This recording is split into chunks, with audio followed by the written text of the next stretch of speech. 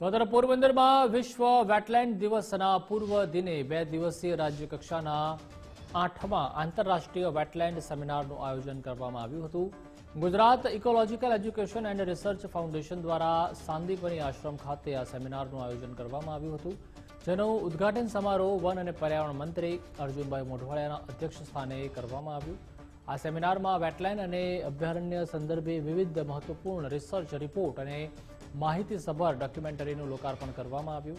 ઉદ્ઘાટન પ્રસંગે અર્જુનભાઈએ જણાવ્યું કે પોરબંદર જિલ્લો કુદરતી રીતે સમૃદ્ધ છે અને અહીં 225થી વધુ વેટલેન્ડ્સ આવેલા છે, જે પર્યાવરણ સંરક્ષણ માટે અત્યંત મહત્વપૂર્ણ છે. તેમણે શાળાઓમાં વેટલેન્ડ ક્લબ રચવાની જરૂરિયાત પર ભાર મૂક્યો હતો. સાથે જ આગામી 3 માસમાં પોરબંદરના ગોસાબારા તેમજ મોકર સાગર વેટલેન્ડને રામસર સાઇટ જાહેર કરવાની તૈયારી પણ દર્શાવી હતી.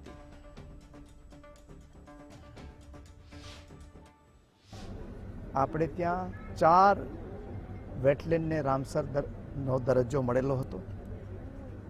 એમાં આજે 5મું ગઈકાલે ઉમેરાયું. આપણે ત્યાં થોડ, નળસરોવર, ખીજડીયા, વઢવાણા આ 4 વેટલેન્ડ રામસર દરજ્જો પ્રાપ્ત કરેલા હતા.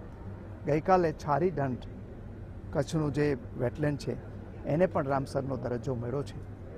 અને એ રીતે આપણે સંરક્ષણના જે કાર્યક્રમો કરીએ છીએ એને આંતરરાષ્ટ્રીય માન્યતા મળી છે અને એને કારણે આ ઇકો ટુરિઝમની અંદર પણ ખૂબ સારો વધારો થવાનો છે. સમયાંતરે શું થયા છે કે વેટલેન્ડને જે ઇમ્પોર્ટન્સ મળવું જોઈએ એ મળ્યા નથી. ઘણી બધી વેટલેન્ડ ઓછી થઈ ગઈ છે. આમાં દબાણો થઈ જાય, આમાં પોલ્યુશન થઈ જાય, આમાં જે આક્રમક પ્રજાતિઓ જે બી જલકુંભીને મેં વાત કરી બધી ખરાબ કરી નાખે છે. તો હવે રાજ્ય સરકારે સ્ટેટ વેટલેન્ડ ઓથોરિટીની રચના કરી છે 2017માં. એમાં માનનીય મંત્રીશ્રી એના અધ્યક્ષ છે.